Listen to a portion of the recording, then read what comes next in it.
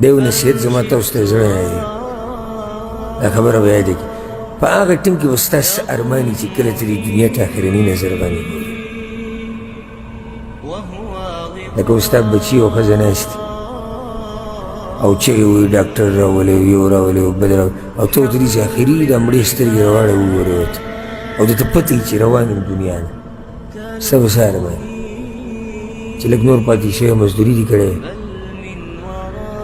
لږ نور پاتې شوی پیسې مې ډېرې جمع کړی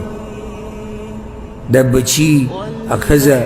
مور پلار ته مخامخ نه شي او ستا دپاره څه نه شي کولی ستا به څه ارمان وي هغه ټیم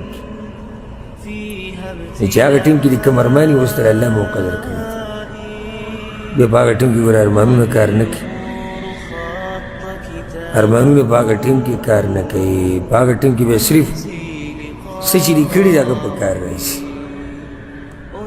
څه چې دي کړي دي هغه په کار راځي او دا ملک الموت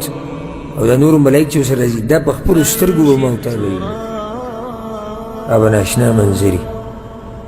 چې کله موته دا ملک الموت ویني او دې نورو ته نه ښکاري الله وایي که نه وظن انه الفراق خلک خو خوا او شا کې چغې وایي چې یو دمګر راولئ ډاکټر راولئ خو ده ته پته وي چې دا وخت د جدا کېدو دی لکه چې هلته د ملایک لیدلي ما ته یو ملګري خبره کوله عالم دی پاکستان کې وایي زما د مور زنکدن زه ورسره خوا کې ناست وم ما تلقین د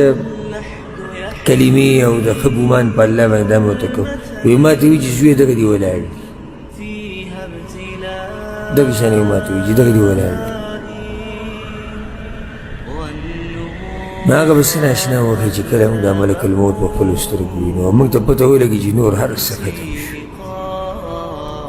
بیا څه نشته واپسي دنیا ته بیا نشته